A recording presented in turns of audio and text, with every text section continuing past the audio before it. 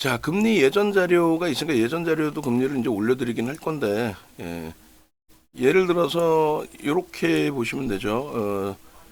요거 잘 보셔야 되는 이제 지금 캐스터분들 모니터링 하고 계신가요?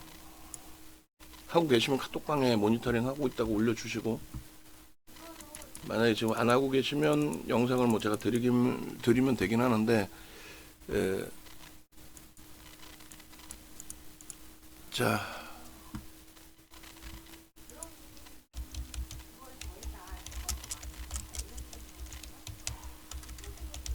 소리를 못 듣고 계신가?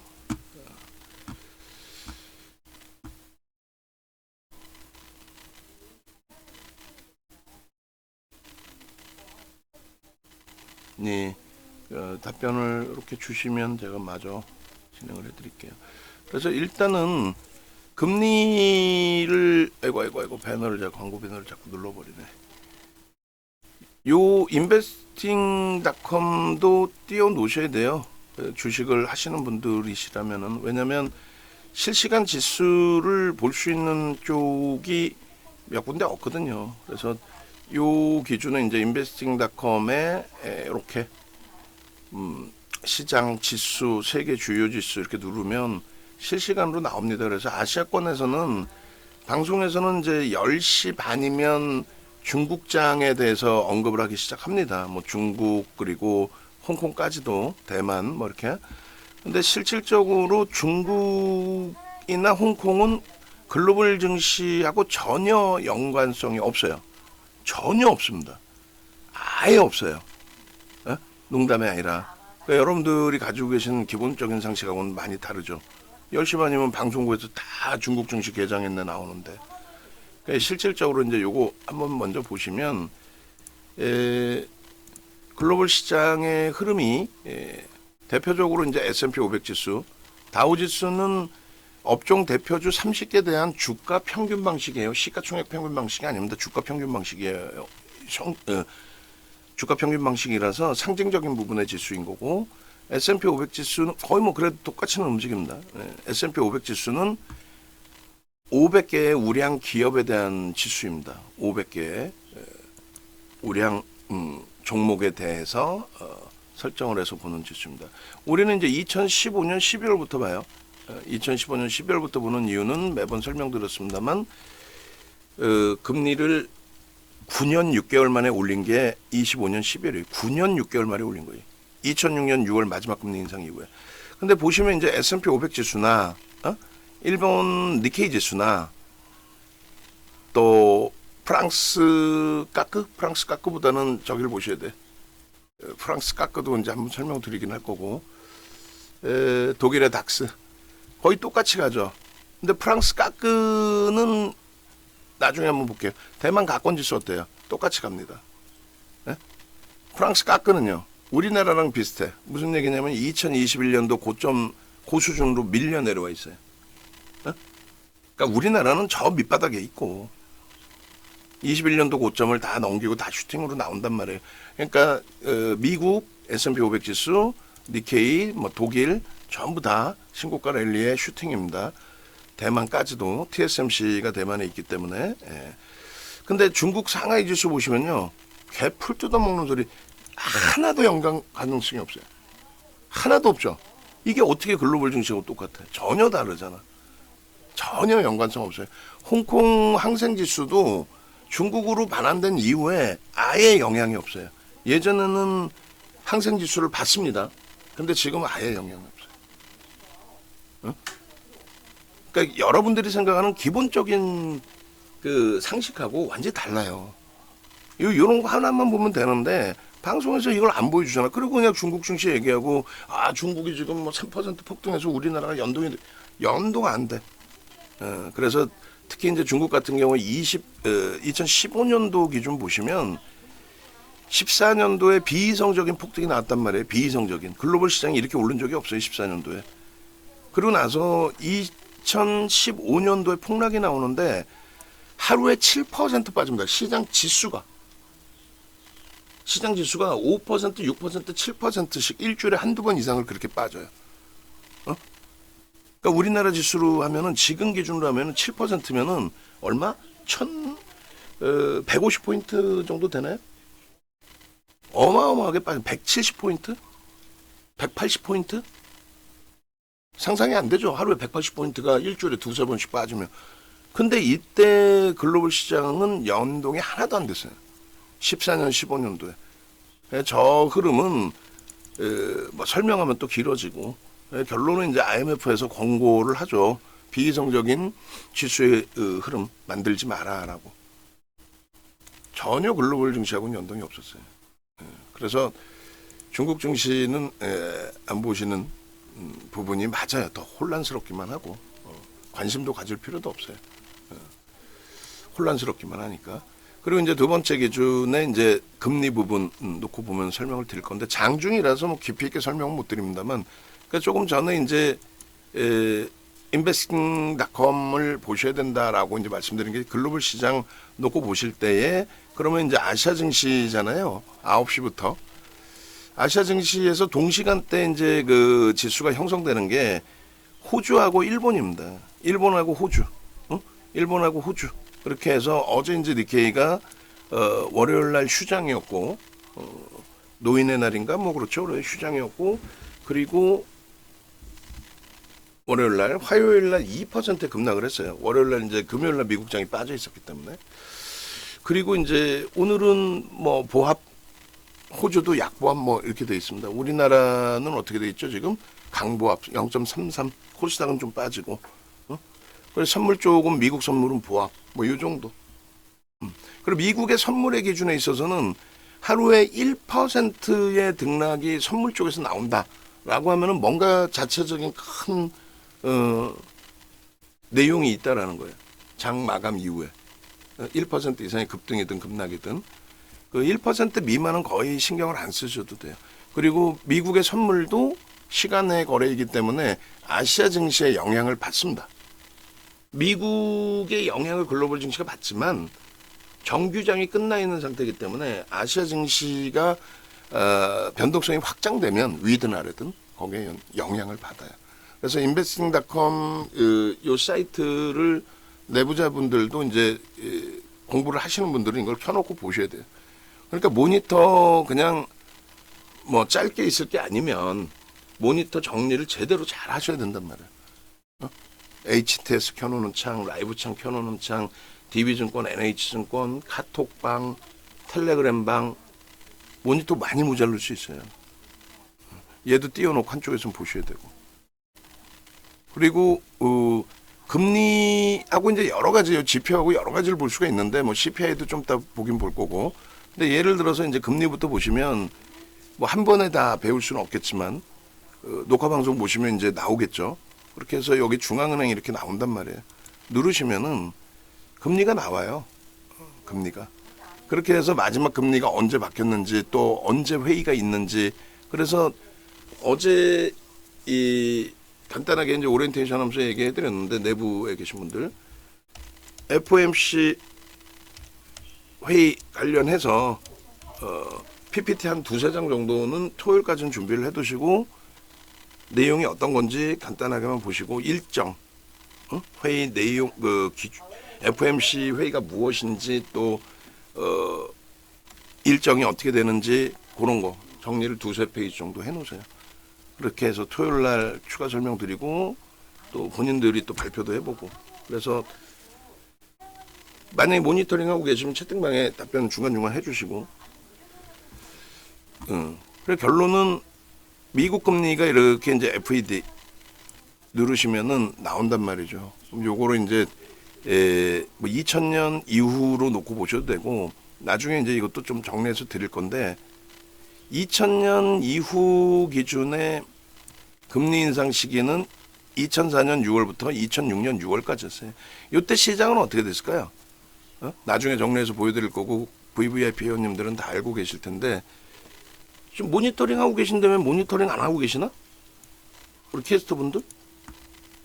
뭐 영상을 녹화한 걸 뭐 드리면 되긴 하는데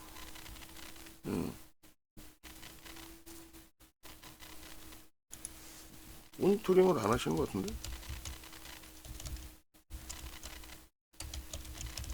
하고 계시면 답변 써달라고 그랬는데 안 하고 계시니까 못 쓰고 계시겠죠. 일단 그래 결론은 요 금리 인상 시기에 시장은 강세를 띄었어요. 그리고 2015년 12월부터 2018년 12월까지 금리 인상이거든요. 여기도 강세를 띱니다. 그리고 22년부터 금리를 올려서 언제까지 올립니까? 23년 7월까지 가파르게 올립니다. 이때는 17번을 올린 거예요.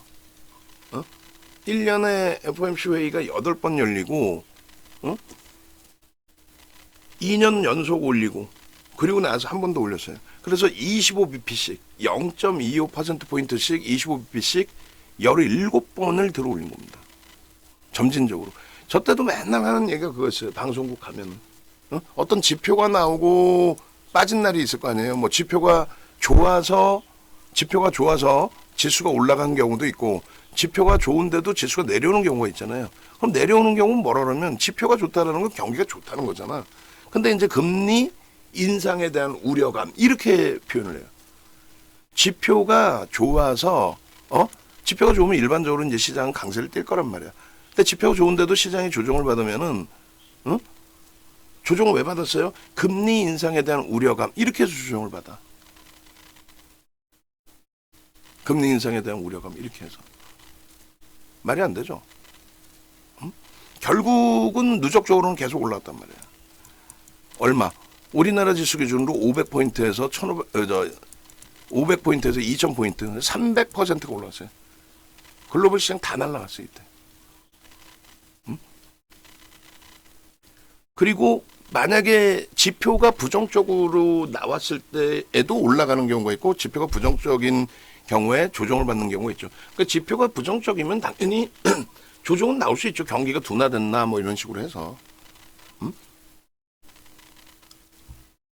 그래서 이 당시에 가장 제가 듣기 싫었던 얘기가 금리 인상에 대한 우려감이라는 방송에서 야간 방송에서 금리 인상에 대한 우려감 때문에 시장이 빠졌습니다. 그게 말이 돼요? 금리를 인상할 정도로 경기가 좋다는데 그렇게 해석하는 게 옳습니다.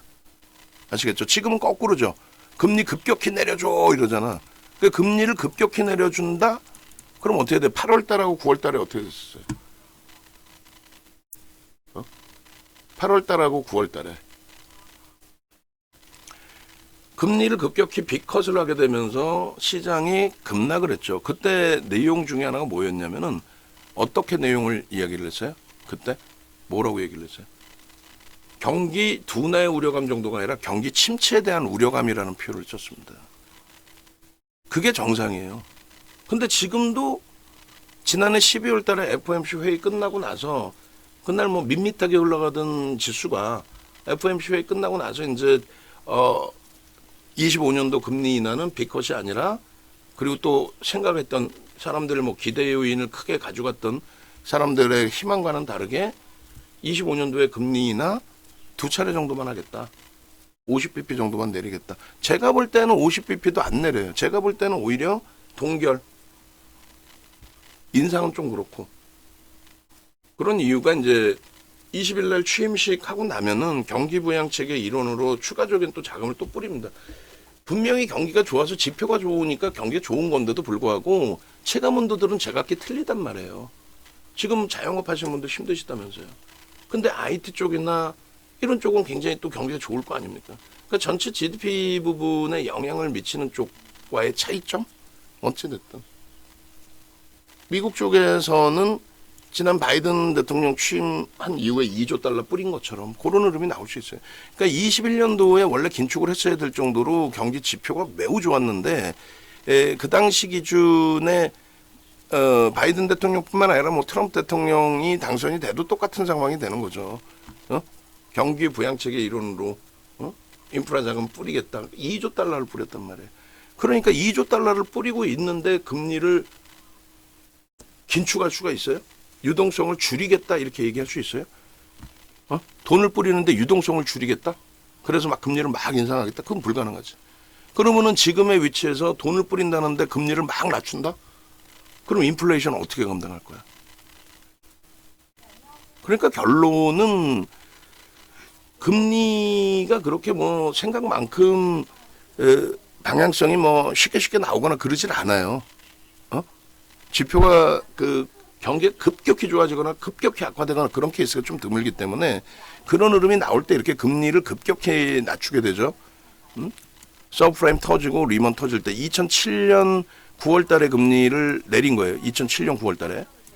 그렇게 되면서 2007년 9월 금리 내리고 10월이 이제 글로벌 시장 정점이 되고 우리나라는 11월이 정점이 되고 그리고 리먼까지 터지는 거죠. 서브프라임 문제로. 그렇게 되면서 제로 금리까지 내려오는 동안에 시장은 박살이 납니다. 박살이 나요. 그리고 여기는 금리 정점이 아니었죠.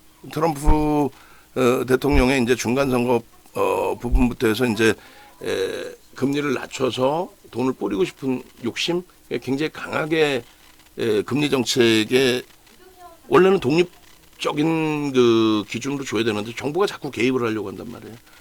그러니까 어쨌든 뭐 금리를 단순하게 이제 내린 소폭의 이제 인하 부분이 있었는데 코로나19가 터지면서 제로금리로 왔죠. 그렇게 되면서 일단 시장은 한번 붕괴가 됐고 제로금리의 부양책을 써주는데 코로나가 굉장히 오래 가긴 했습니다만 금융 시스템의 붕괴를 이끌 내용은 아니었단 말이에요. 이때는 금융 시스템의 붕괴고 그래서 오히려 이제 지표가 안정화되고 긍정적일 때 유동성까지 공급이 돼서 시장의 랠리는 속단편으로 미친 듯이 폭발적인 랠리가 나온 거죠. 그죠? 그리고 이제 금리 인상 시기입니다. 이 금리 인상 시기에 자칫 잘못 생각하시면 금리 인상 시기에 시장이 조정받은 것처럼 아니에요. 정확히 22년 3월부터 21년에 올렸어야 될 금리를 못 올리고 22년 3월부터 금리를 인상한 건데 예? 이게 정점이 언제예요? 23년 7월. 요 기간 동안에 일시적으로 조정을 받은 적은 있어요. 왜? 요 앞부분에 금리를 올렸어야 되는데 안 올렸기 때문에 이때 엄청난 슈팅이 나왔거든요. 엄청난 슈팅이. 그리고 나서 이 금리 정점 찍을 때 있죠. 정점 찍은 다음에 빅테크들은 속단편으로 미친 듯이 날아갑니다. 우리나라에서는 이제 바이오가 날아갔는데 우리나라 같은 경우에는 그 바이오가 날아간 부분에 이제 우리나라 자체적인 환경의 영향이 있고 글로벌 시장에서는 바이오주가 그렇게 날아가지 않았어요.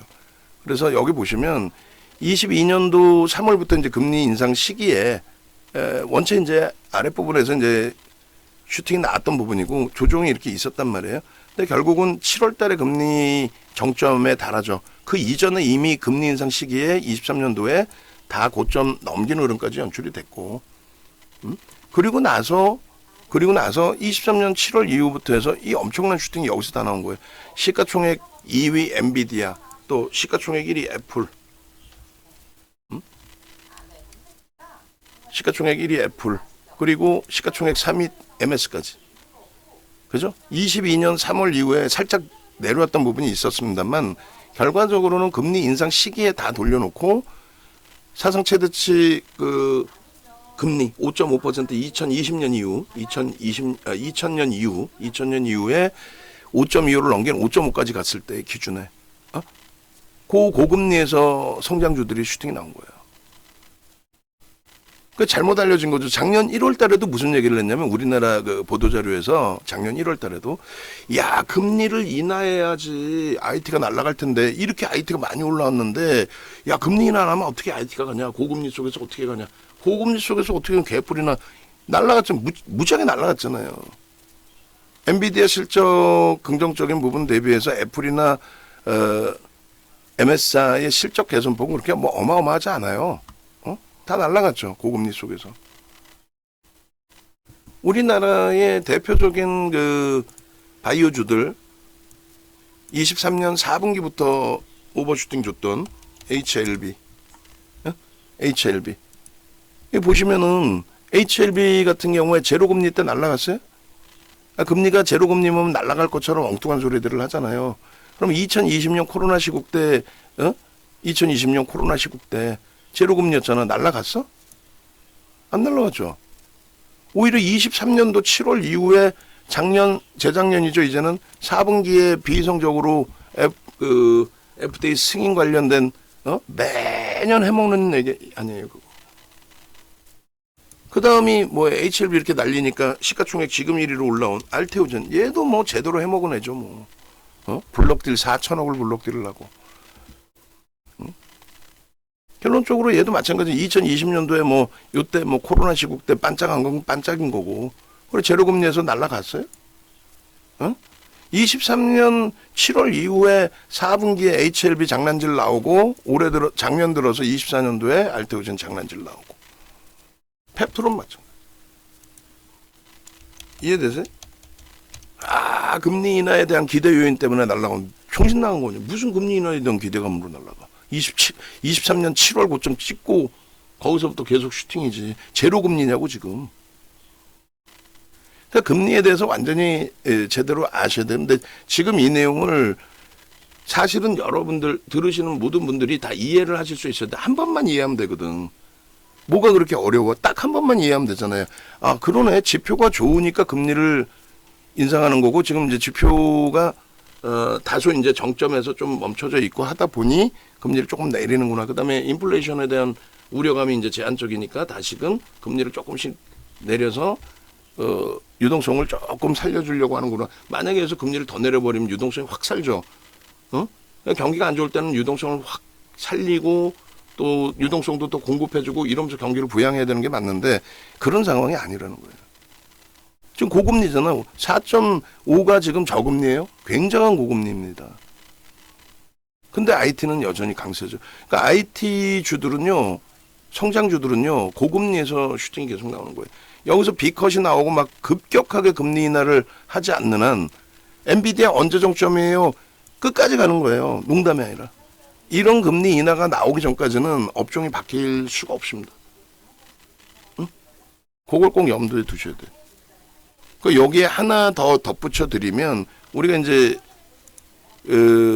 인포모셜 연합뉴스 인포모셜을 보면서 이제 기준을 잡아드리는 건데 뉴욕 마켓 워치라고 해서 이 부분 아까 읽어드리면서 금리 부분 그리고 이제 CPI 부분 소비자 물가지수 CPI 부분에 대해서 설명을 드리는 거예요. PPI 마찬가지고 그 이제 CPI, PPI가 금리를 올려야 될 시점에 못 올리니까 어떤 현상이 났냐면 지금 CPI, PPI도 사실은 지금 뭐 볼 이유도 없어요. 사실은 경제 갤린다라고 있어요.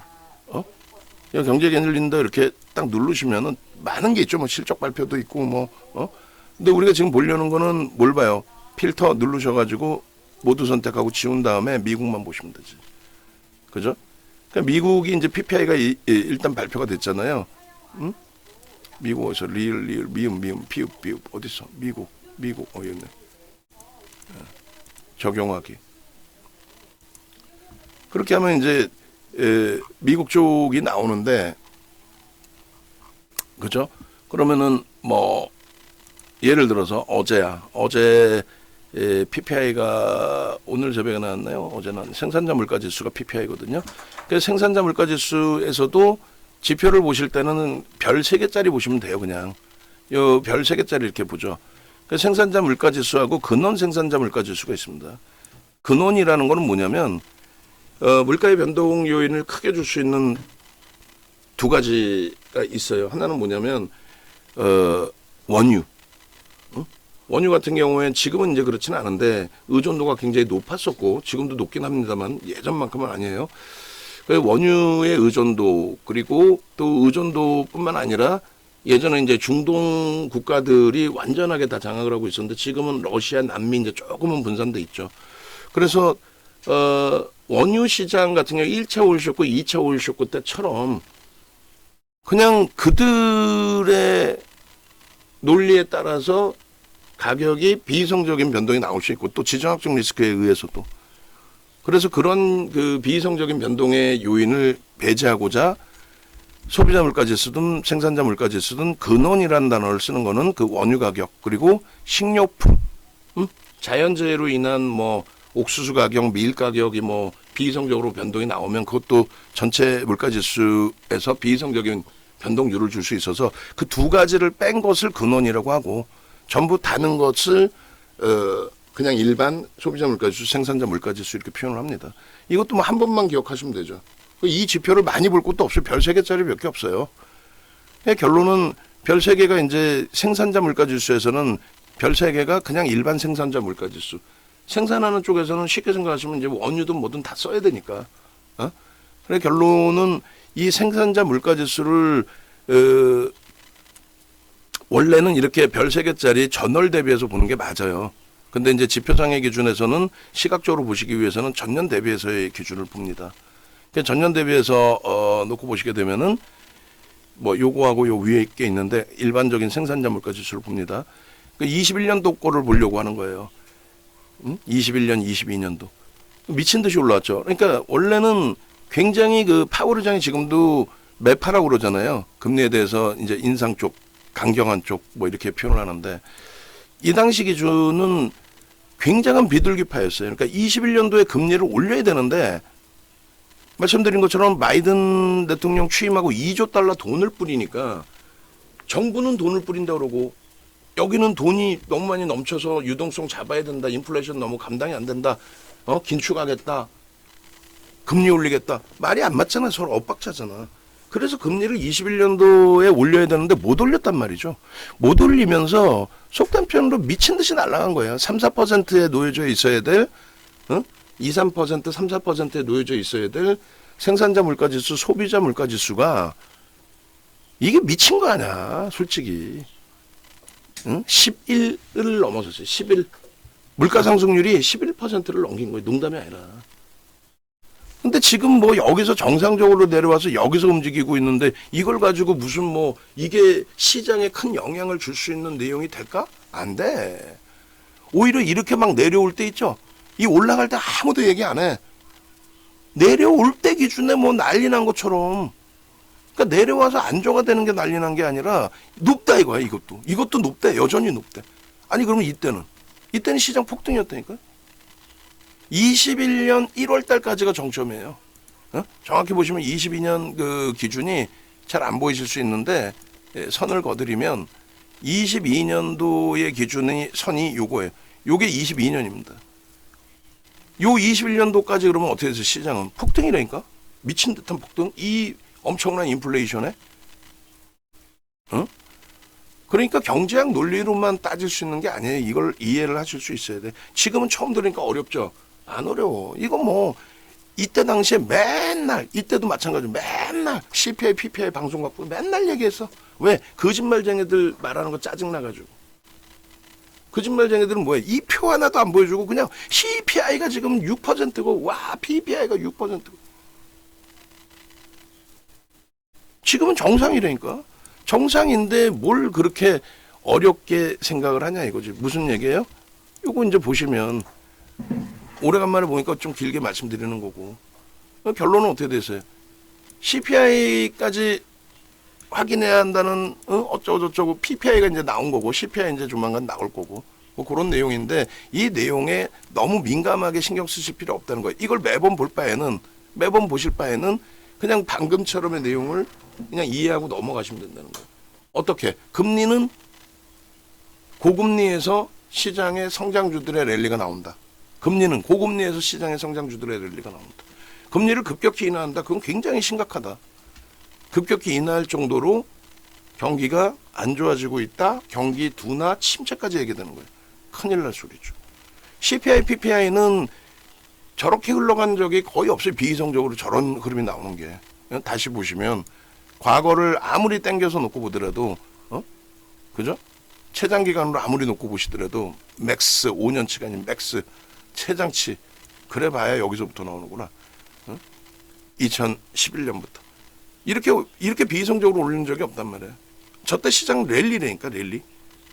오히려 하향되고 있을 때 시장이 조정을 받았어요.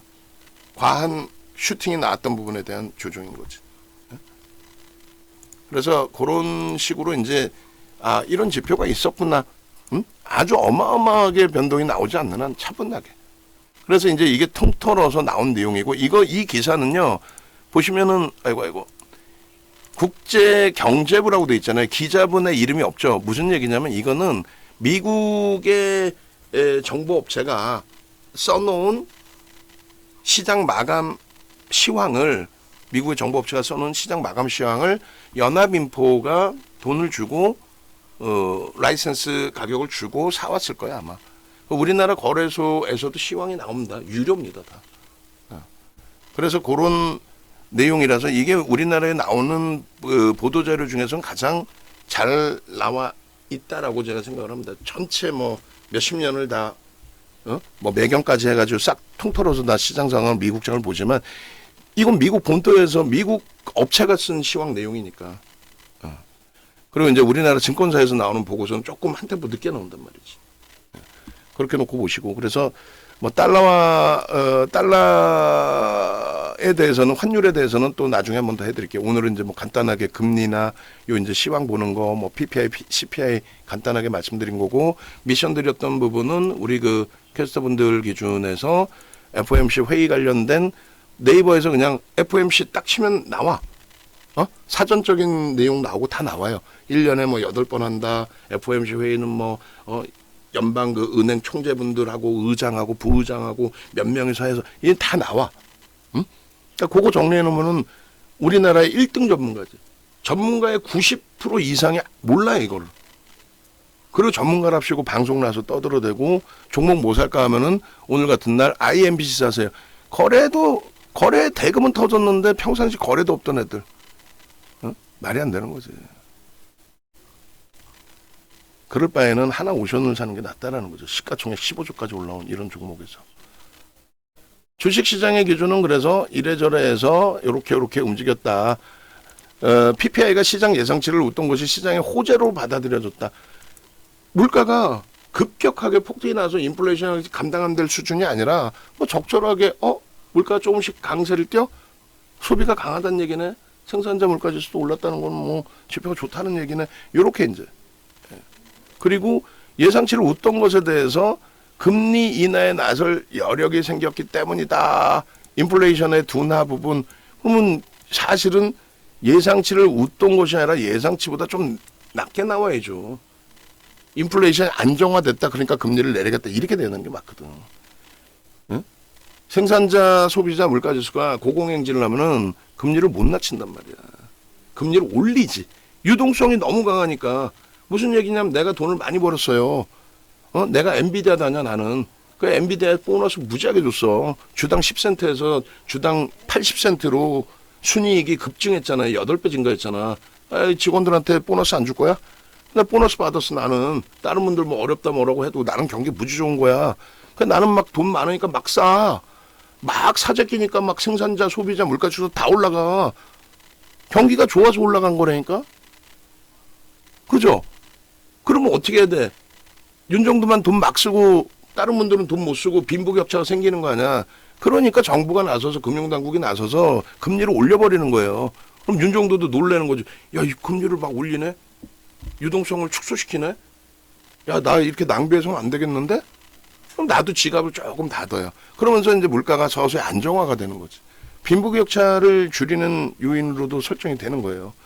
그러니까 물가가 안정이 돼야 되는 거야. 물가가 안정이 돼야 금리를 낮추는 거지.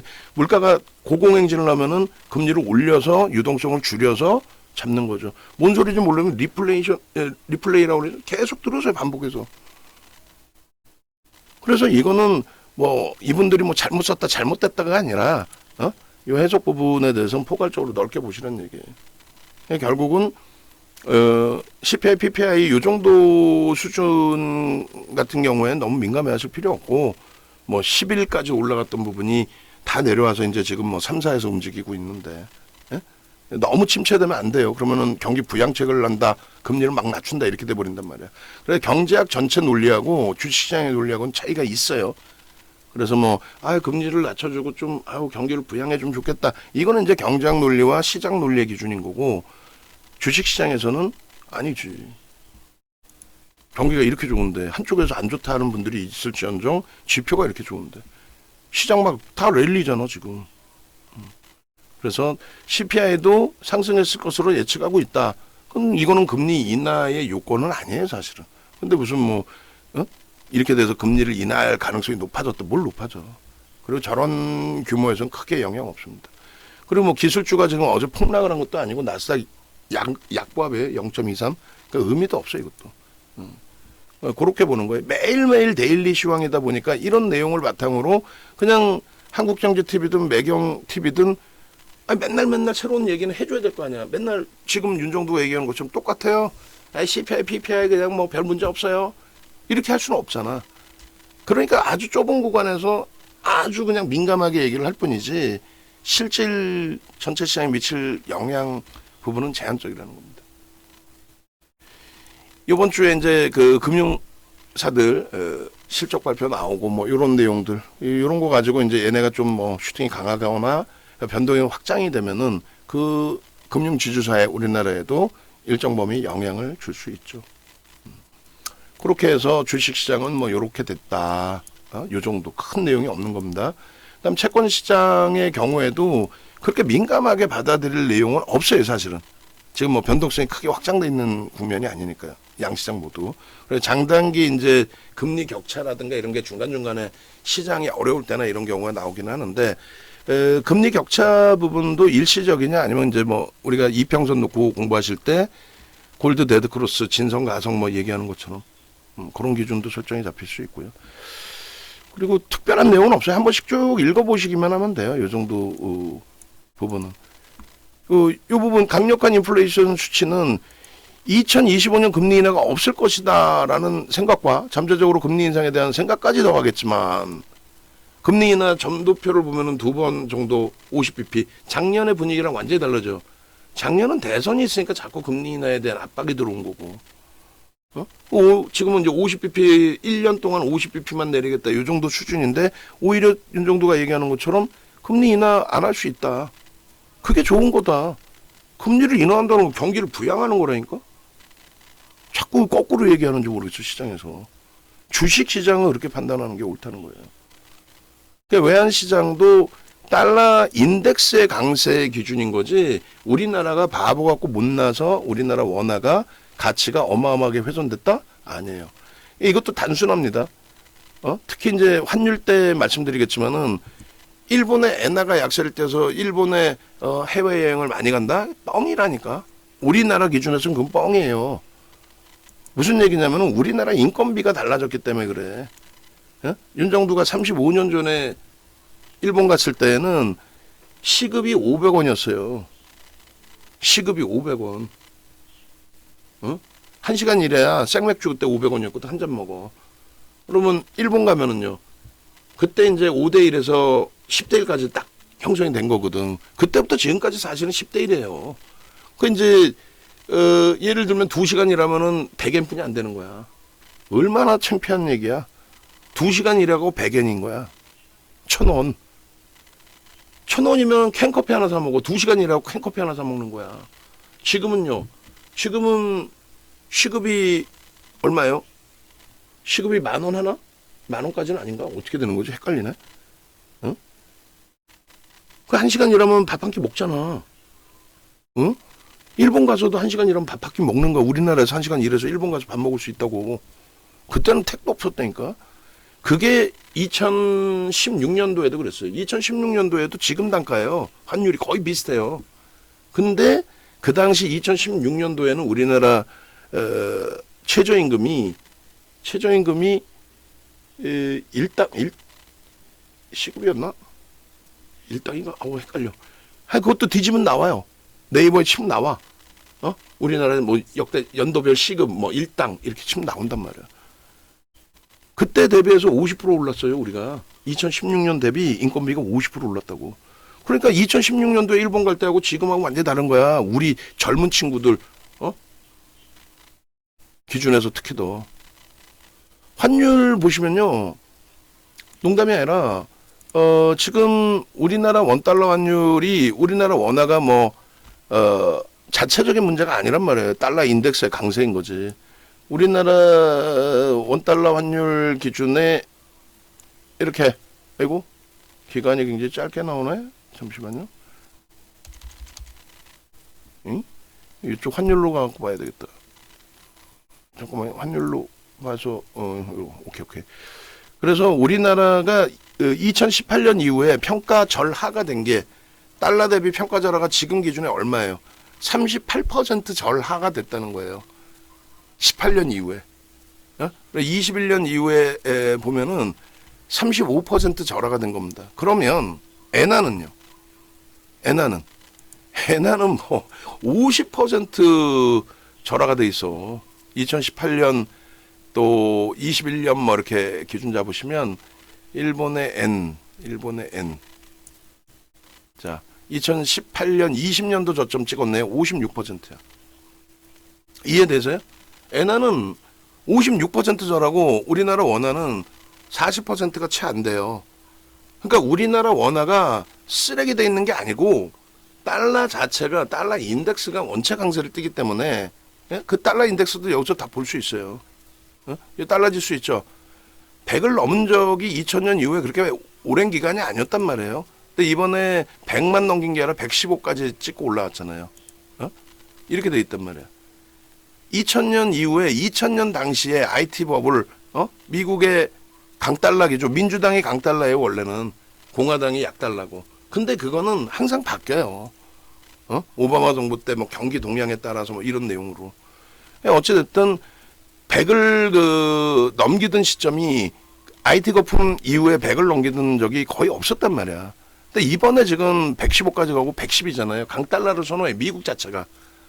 근데 미국의 달러 인덱스는 유로, 엔, 파운드, 캐나다 달러, 스위스 프랑, 그다음에 스웨덴 화폐인가 그럴 거예요. 이것도 네이버 뒤지면 나와요.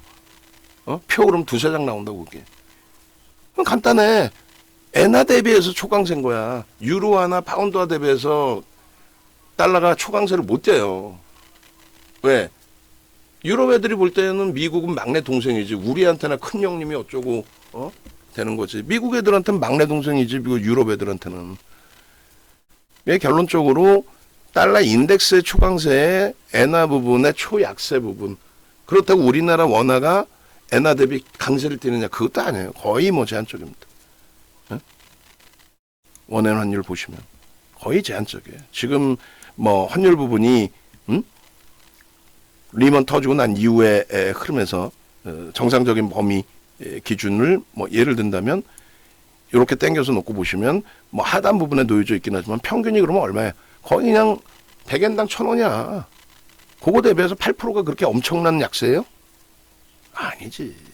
그리고 중요한 거는 우리나라 원화 가치가 훼손이 되고 계엄 당시에 우리나라 환율이 계엄 당시에 20% 변동이 나왔는데 그거는 일시적인 현상이고 시데스 프리미엄이나 이런 게 문제가 없었고 그다음에 원달러 환율의 비이성적인 그 흐름이 형성되질 않았기 때문에 그런 부분을 우리나라 뭐 원화의 가치가 쓰레기가 됐고 정부가 뭐 어떻게 하길래 정부하고 뭔 상관이 있어. 미국 애들이 지들 달러 강세를 가져가겠다는데. 그러면은 이것 때문에 자본시장에 꼬신 금융시장, 주식시장이 붕괴가 됐느냐? 우리나라 지수가 아니지. 아까 프랑스 보신 것처럼 프랑스 같은 경우가 지금 재정적으로 안 좋은 데다가 극우가 지금 성행을 하고 있단 말이에요. 물론 이제 이번에 그 작년에 선거했을 때 그래도 극우가 이제 1위를 달리고 있었어. 그래 불확실성이 컸는데 다행히 이제 뭐 집권당이 정상적인 뭐 당이 돼서 극우가 아닌. 그래 이제 프랑스 까크 같은 경우에 그래서 유럽에서도 글로벌 시장에서 가장 약한. 그렇게 약하다 해도 우리나라 지수 기준으로 3,300포인트 수준인 거고. 어찌됐든. 그러니까 우리나라만 못 가는 거는 프랑스처럼 정치적인 정책적인 불확실성의 확장 때문에 못 움직인 거예요. 상대적으로. 이 부분이 이제 해소가 될 수 있는 위치가 돼야 되고. 그죠? 그러면은 원화 가치가 훼손돼서 못 갔느냐 아니라는 게 니케이 지수 보여드렸잖아요. 물론 이것도 복잡하게 설명하면 굉장히 복잡해요. 니케이 지수는 글로벌 시장보다도 좀 더 이제 강한 부분이 있는데 3,100포인트가 21년 고점입니다. 3,100포인트가. 3만 1,000포인트가. 그래서 4만 2천까지 갔잖아. 우리나라 지수로 따지면 4천을 훌쩍 넘긴 거예요. 아니 엔화가 평가 절하가 56% 됐는데 그럼 뭐 일본이 망했다는 표현도 우리가 많이 했잖아요. 야 일본 망했네. 망했는데 어떻게 주식시장이 저렇게 초강세를 띠나. 그 요인은 물론 엔화 약세 때문에 달러와 지수로 환산하면은 또 다른 해석이 나오긴 합니다만 그렇다고 쳐도 결론은 시황 부분은 이 정도에서 뉴욕 마켓워치를 아침마다 저희가 늦더라도 9시 넘어서라도 올려드릴 테니까 딱딱 정확하게 나와 있어요. 어떻게? 정확하게 어떻게 외환시장, 채권시장, 상품시장, 주식시장 이렇게 미국 현지의 시황을 라이선스 비용을 주고 번역해서 올려주는 게 연합 인포맥스에서 나오는 시황입니다. 미국장의 시황을 이걸 보시는 게 가장 빠르고 정확할 수 있다. 그리고 국제금융센터 같은 데서 이제 연구원에서 메일링 서비스 해주는 자료들 그 정도 보시면 돼요. 그리고 금리에 대한 부분 간단하게 말씀을 드렸는데 조금 전에 말씀드린 것처럼 요 중앙은행 들어가셔서 금리 들여다 보시고 요 표 작업하시고 요 표 작업하시면서 글로벌 시장 S&P 500 지수 가져다가 비교 차트 만들면 나오겠죠. 진짜 금리 인상 시기에 지수가 올랐는지 금리 인하 시기에 지수가 내렸는지 그것도 볼까요? 자, S&P 500 지수의 기준에 이것도 뭐 윤정도 똑똑하다 아냐. 뭐 이걸 이 정도를 못 외우면 되겠어요? 무슨 얘기냐면은 아이고 이걸로 땡기는 게 아니라 저걸로 땡겨야지. 2000년 이후에 뭐 금리 인상 시기가 몇 번이나 있어? 3번뿐이 없어요. 2000년 이후에 정확하게 이걸 로그 차트로 볼게요. 왜냐면은 이렇게 보면은 이제 밑에 상승률이 적어 보이는데 로그 차트로 보면은 퍼센테이지 차트이기 때문에 굉장히 여기도 작지 않은 랠리가 나오죠. 경기가 좋아지면서 슈팅이 나오고 금리를 실질적으로 인상한 거는 2004년 6월부터 2006년 6월까지입니다. 그리고 금리를 인하한 거는 인상한 시기만 먼저 빨간색으로 박스를 칠게요. 그리고 2015년 12월부터 2018년 12월까지 그리고 22년 3월부터 23년 7월까지 금리 정점이 놓여져 있을 때 계속 랠리가 나옵니다. 유동성 랠리가.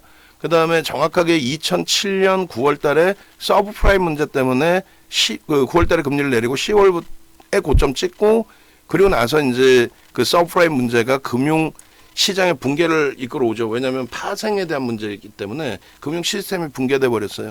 그렇게 되면서 리먼이 망하고 베어선스가 망하고 리먼이 망하고 메릴린치가 뱅크 오브 아메리카로 피인수되고 이때가 제로금리까지 내릴 시점이에요. 급격하게 금리 인하 단행하던 시점이 여기고 그 다음이요.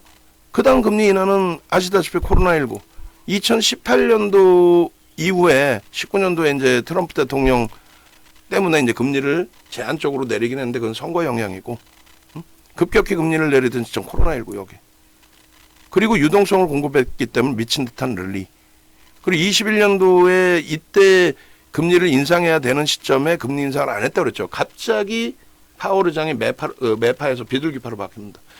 인플레이션 지금 아직까지 괜찮아요. 이 금리 안 올려도 돼. 그렇게 해서 인플레이션이 11%까지 간 거예요. 결론은 그 시점에 금리를 요때 인상을 빨간색 박스에 그리고 지금 금리를 내린 게 작년에 이제 B컷 선거 영향이 있죠. 그리고 여기서 금리를 급격히 인하한다? 그럼 경기 부양이죠. 경기를 부양하는데 지수가 어떻게 합니까? 붕괴지. 빨간 색깔 박스가 금리 인상 시기, 파란 색깔 박스가 금리 인하 시기입니다.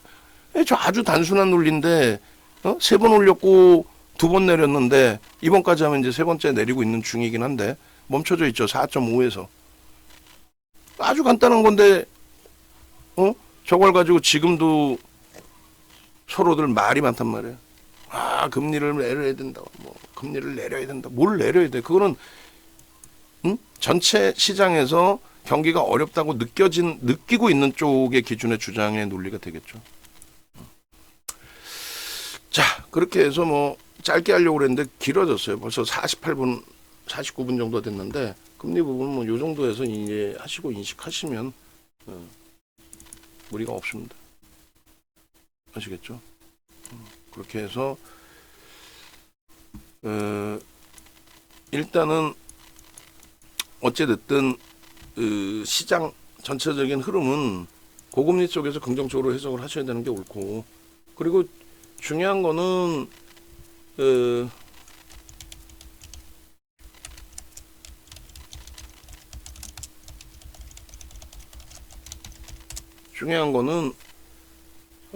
지금 여전히 이제 고금리 속에서 성장주들이 강한 흐름을 나타낼 수밖에 없기 때문에 고금리라는 건 지표가 좋다라는 거라고 그랬잖아요.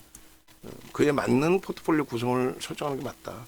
그러니까 우리나라만 유독 이제 작년 7월 이후, 작년 7월 이후입니다. 유독 반도체 쪽까지도 또 현대차까지도 짓눌려 버리는 흐름이 됐는데 과매도 권역이죠. 시장이 돌려진다면 그들이 돌려줘야 됩니다. 지금 뭐 SKC도 교육해드리는 사이에 막 주가 막 밀고 내려와서 짜증스러웠는데 일단은 수급은 그렇게 꼬여 있는 것 같지는 않아요. 뭐 내일 다시금 슈팅 나올 수 있고 다만 이제 메타방은 계속 현금 비중을 가지고 가려고 하고 있기 때문에 그 부분만 심사숙고해서 잘 대처하도록 하겠습니다.